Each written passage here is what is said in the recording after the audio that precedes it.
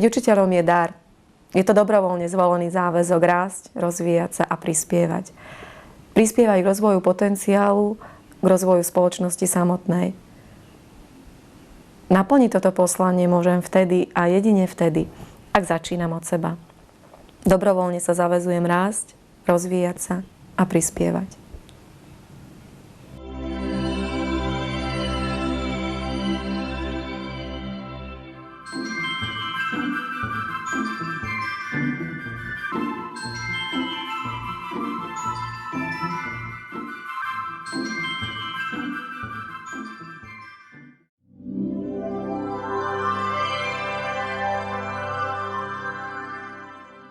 Nečakanie na podnet zvonku.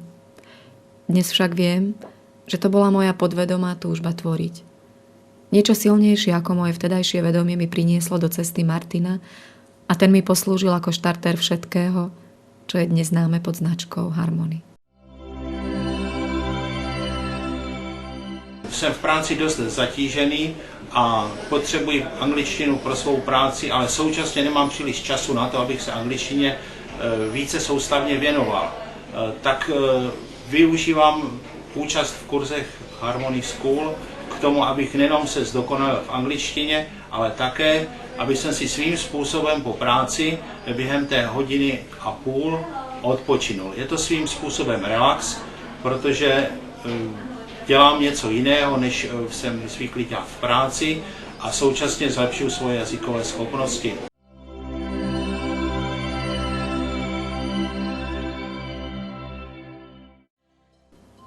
Už od malička som vedela, že chcem robiť niečo s angličtinou. Túžila som stať sa tlmočníčkou a lietať s kufríkom po svete. Vedela som, že chcem robiť niečo, čo mi umožní rásť a vyvíjať sa. Cítila som potrebu pohybu. V detstve som hrávala hádzanú a aj keď som nepatrila k tým rodeným talentom, svoje miesto v kolektíve som si postupne získala. Avšak na to, aby som sa výkonnostne priblížila tým najlepším, som musela tvrdo drieť, trénovať. Stala som sa kapitánkou družstva a dievčatá ma prirodzene rešpektovali. Na toto obdobie svojho detstva mám krásne spomienky, pretože dnes viem, že tam bola umocnená moja potreba pracovať v tíme. Byť s ľuďmi a viesť ich. Nie preto, že ste najlepšia, ale preto, že máte dar. Dar viesť. Je vo vás niečo, čo ľudí oslovuje a prijímajú vás takého, aký ste. Hádzaná bola dlho mojím životom a svoj 4. ročník na gymnáziu som absolvovala v Bratislave, keďže som prestúpila do prvoligového družstva Interslovna v Bratislava. Verila som tomu, že hádzaná bude môj chlebíček a budem sa mu venovať profesionálne. Roky 1991 až 2 mi priniesli veľa, najmä ak sa na ne pozerám z dnešného pohľadu. Tam niekde zo mňa začala prirodzene, ako si vychádzať angličtina. Nepovšimnutie, ale isto. A tak, keď ma neprijali na vysokú školu rovno po skončení gymnázia a dostala som ponuku rozdeliť si úväzok na základnej škole, privolila som. Keďže vtedy bolo možné učiť angličtinu iba s maturitou, dostala som príležitosť. Tak som ako nekvalifikovaná učiteľka angličtiny začala ako 19-ročná vyučovať na základnej škole na Spartakovskej ulici. Bolo to 12 hodín angličtiny za týždeň a učila som piatakov a siedmakov. Raz za mnou prišla moja pani riaditeľka s novinami v rukách a oznámom, že na Pedagogickej fakulte UK v Bratislave otvárajú intenzívne štúdium angličtiny. Vraj mám pedagogický talent a mala by som to skúsiť. Jej povzbudenie ma potešilo a tak som na prijímačky išla a keď ma prijali, bola som šťastím celá bez seba. Učenie mi tak zachutilo, že jej počas svojho štúdia na Pedagogickej fakulte UK v Bratislave som viedla kurzy angličtiny v rôznych jazykových školách. Hľadala som sa a na povrchu u mňa stále rezonovalo tlmočenie. Túžila som po cestovaní a kontakte s ľuďmi iných krajín a táto moja túžba sa mi naplnila, keď som počas štúdia začala pracovať pre holandskú firmu Schaap. Spoznala som v nej úžasných kolegov, precestovala som kus sveta, ako si prirodzene som sa jej časom nabažila.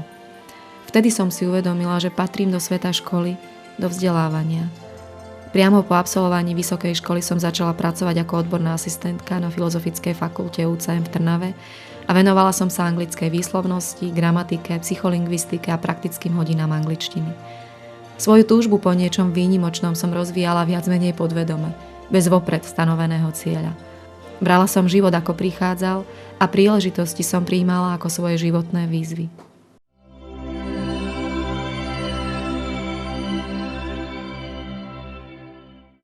Keď si spomínam na chvíle, ktoré predchádzali vzniku Harmony, tak sa mi vynárajú spomienky, kedy som cítila, že je vo mne niečo, čo chce ísť von. Nevedela som to pomenovať, no cítila som túžbu rásť, ísť.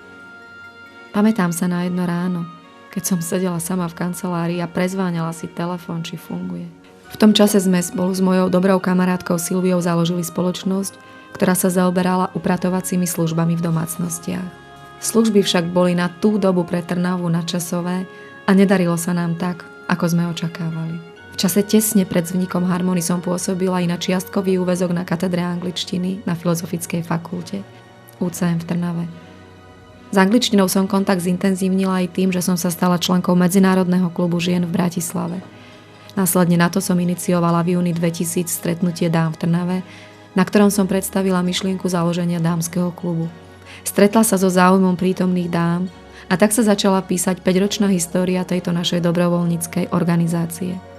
Boli sme vynikajúci kolektív. Dámsky klub mi veľa dal.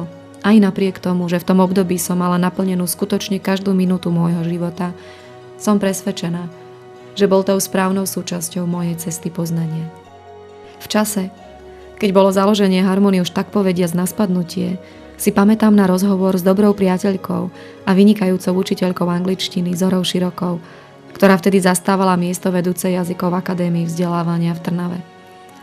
V tom čase sme vedeli o sebe veľmi veľa.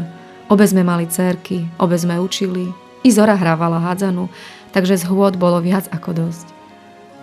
Dokonca sa bola s nami pozrieť na nové priestory, do ktorých sme sa v apríli 2001 presťahovali. Veľmi sa jej páčili.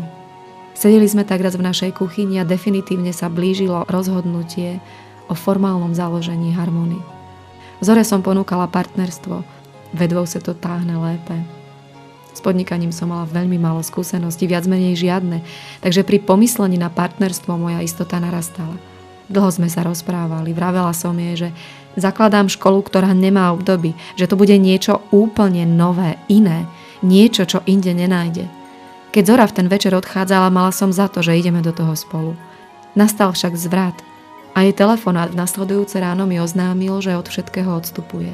Dnes sa častokrát smejeme, že týmto rozhodnutím sme si ustrážili svoje priateľstvo, ktoré pretrváva do dnešného dňa.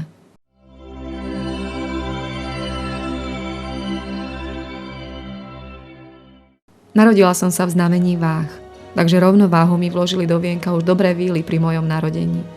Názov Harmony School of English, ako sa vlastne plným menom vtedy volala Harmony, sme vybrali na základe školy Harvard School of English, s ktorou sme začali spolupracovať v oblasti zabezpečovania jazykových pobytov do Veľkej Británie ako úplne prvou. Takže niečo School of English bolo na začiatku a potom prišla krátka debata o tom niečom. No a tu sa prejavila moja prirodzená túžba po rovnováhe. To je vlastne absolútna podstata celej Harmony, ktorá je odvodená od znamenia váh. Pôvodné logo, ktoré sa pevne z Harmony spája, je štvorlistok a jeho autorom je Jarko, môj manžel. Najprv sa zrodil názov Harmony a potom bolo Jarkovou úlohou znázorniť myšlienku rovnováhy, no a prišiel nápad, dvojfarebný štvorlistok. Ten sa spája s pôvodnou harmóniou od jej vzniku a stal sa základným logom vystihujúcim podstatu harmónie dvoch ľudí, dvoch celkov, jednoducho akejkoľvek duality života.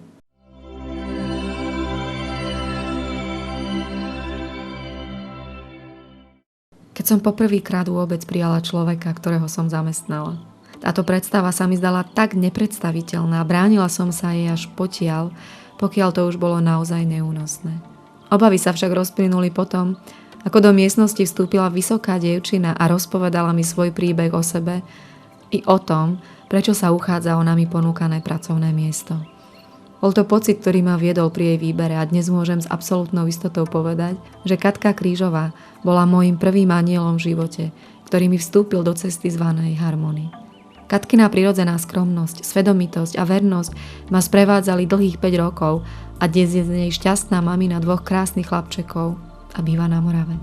Keď Harmony získala svoju krstnú mamu, ktorou sa stala moja vynikajúca učiteľka z Pedagogickej fakulty v Bratislave, Gabi Lojová, Gabi je pre mňa jeden veľmi vzácny človek, ktorý mi priniesol do života veľa farebností a pochopenia. Okrem intenzívnej a veľmi špecifickej spolupráce s lektormi, najmä v prvých rokoch existencie Harmony, mi prináša do života spojenie s akademickou obcou, s odbornosťou, ale najmä s ňou samotnou.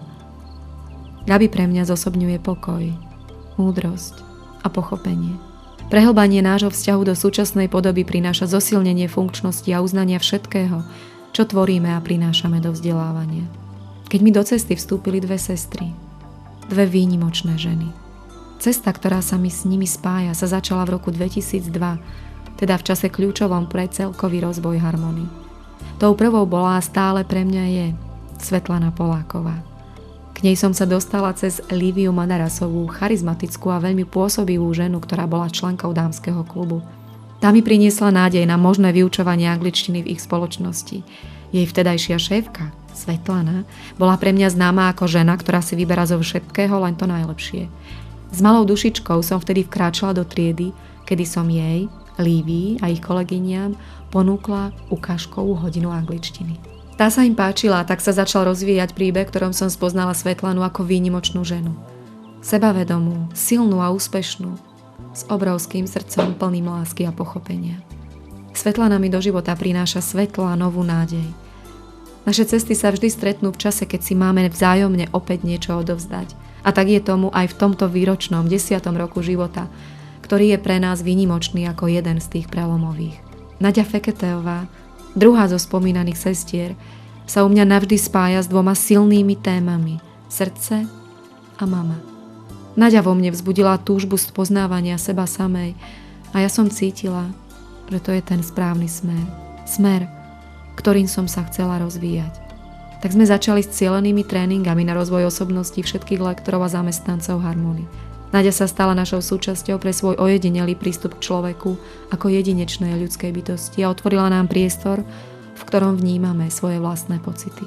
Keď sa mi vo februári 2004 narodil Jakubko, naše druhé dieťa.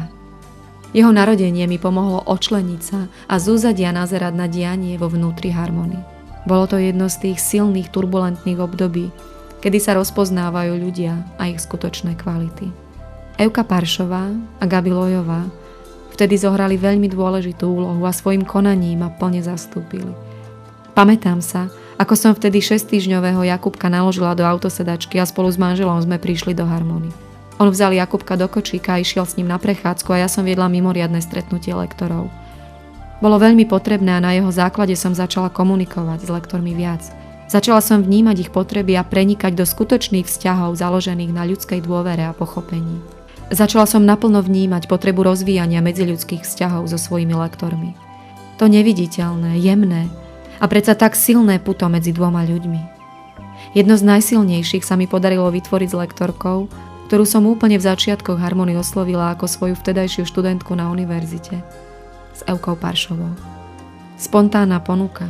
Jedna z tých, ktorej význam rozhodnutia v tej chvíli ešte neviete definovať, avšak niečo na nej vás láka a vy ju príjmete a tým udáte smer svojho ďalšieho života. Tak sa vďaka Evkinmu áno začalo vytvárať naše vzácne priateľstvo, ktoré je ukryté hlboko vo vnútri tajomstva Harmony. Profesionálno-priateľský vzťah dvoch žien, dvoch ľudí s jedným cieľom. Tešiť sa z práce, tešiť sa z vlastného prínosu, tešiť sa z úspechu, ktorý vyviera z prirodzenej túžby človeka po láske, prijatí a uznaní svojej osobnosti. Keď som prijala dve Andreji, jednu za druhou, jedna odporúčila druhu. Dve ženy, dve učiteľky, dve priateľky. Dve spolupútničky, dve spriaznené duše na mojej ceste poznania. Stoja pevne po mojom boku a viem, že sú veľkou súčasťou toho, čo vyžaruje Harmony. Obe mi stelesňujú inšpiráciu, silu, teplo a svetlo slnečných lúčov. Keď som uskutočnila svoju pracovnú cestu do zahraničia a na jej konci bol začiatok všetkého, čo dnes spája Harmonia Pilgrims. Bolo to v júni 2007, kedy som sa vybrala do Anglicka s cieľom osobne prejsť a vybrať tie najlepšie jazykové školy, do ktorých budeme posielať svojich študentov. Sprevádzala ma moja dcérka Alžbetka, pre ktorú rovnako ako pre mňa to bol nezabudnutelný zážitok. Navštívili sme niekoľko škôl, videli sme kus sveta a užili sme si jedna druhu navzájom. V tom čase som sa poprvýkrát vôbec stretla s Jimom Wrightom, riaditeľom Pilgrims. Po celý čas stretnutia, ktoré sa uskutočnilo v otvorenej miestnosti v jednej zo škôl v Londýne a bolo výhradne v angličtine, pri nás Alžbetka tichučko sedela a s niečím sa pokojne hrala. Ďakujem mojej dcérke za jej trpezlivosť, ktorej ma od svojho narodenia učí.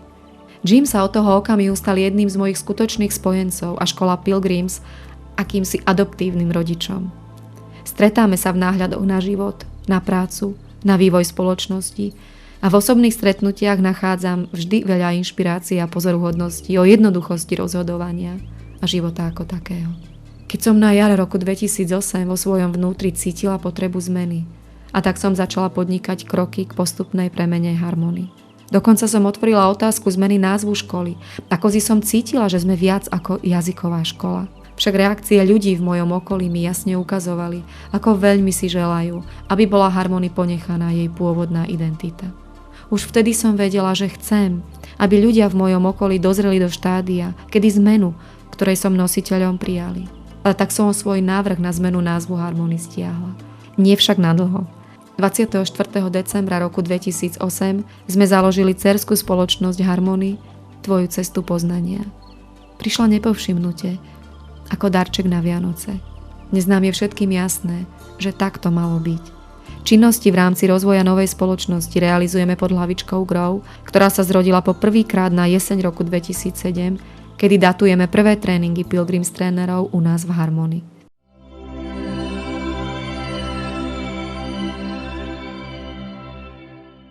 V súčasnosti sa Harmony nachádza v prekrásnom prostredí starobilej budovy v centre mesta Trnava a steny sú odeté v šate, ktorý pre nás pripravili manželia Slajzákovi. Vďaka ich súzvuku a harmonickému naladeniu sa podarilo vyčariť netradičné učebne v harmonizujúcom duchu Feng Shui. Harmony je dnes školou pre ľudí a o ľuďoch. Rovnako ako tí, ktorí v nej pracujú, ako aj tí, ktorí do nej prichádzajú, rozvíjajú svoju ľudskú jedinečnosť. Rok 2010 nás víta v ďalšej etape našej cesty. Cesty, ktorá otvára dvere inšpirácií. Harmony bola, je a vždy bude tým, čo v nej tvoria ľudia. Ľudia s otvorenou mysľou a srdcom plným lásky a pochopenia. Dnes sú v nej tí, ktorí prijímajú výzvy tejto doby a veria v silu medziľudských vzťahov a ich nezastupiteľnú úlohu na pracovisku a vo vzdelávaní. Každý z nich si píše svoje kapitoly Harmony sám. Niektorí kráčajú po mojom boku už dlhých 10 rokov, iní prišli neskôr. Každý z nich má však svoj príbeh, svoj život, svoju vôľu a svoju výnimočnú osobnosť. Preniknúť do skutočného jadra tajomstva, ktoré Harmony pre nich ukrýva, chce čas, odhodlanie, pevnú vôľu a úplne na začiatku túžbu po odhalení.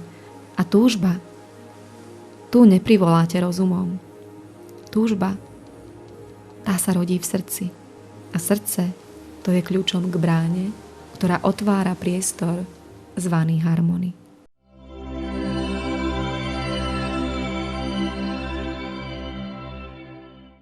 Viem, že som založila niečo, čo žije. Niečo, čo má svoj vlastný život. Od istého, pre mňa veľmi silného okamžiku, ktorý sa odohral v auguste roku 2009 v záhrade Pilgrims v mestečku Canterbury v Anglicku, si spájam dielo, ktoré tvorím v harmónii so stromom. Ten zážitok vo mne prebudil vnímanie celistvosti môjho života. Uvedomenie si svojej vlastnej existencie. Niečo ako, aha, už viem. A keď viete na základe svojho vlastného zážitku, že viete, potom ste si istí. A svoje poznanie šírite ďalej, aby aj tí ostatní prichádzali na svoje aha o sebe. To je tá najúžasnejšia záhada života. Záhada seba samého.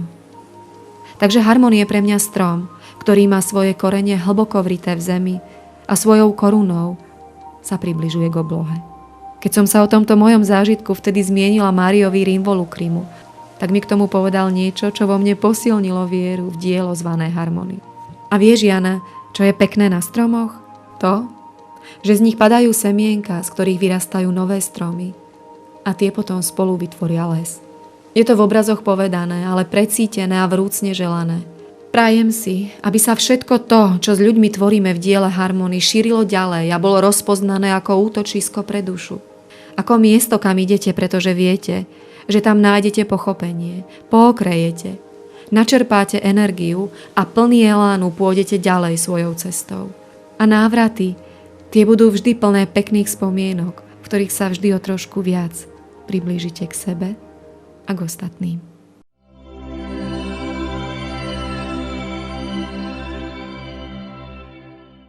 Mám v sebe vieru v prebudenie záujmu o nájdenie veľkosti ducha každej ľudskej bytosti, ktorú na ceste svojho poznania stretnem. Mám v sebe vieru v človeka, ktorý vie, že veta, ktorou sa odkrýva tajomstvo harmónie, končí dovedkom.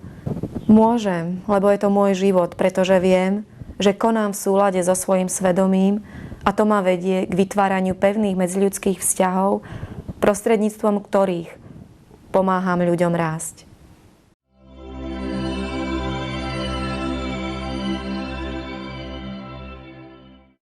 You and me were meant to be, walking free in harmony. One fine day we'll fly away. Don't you know that Rome wasn't built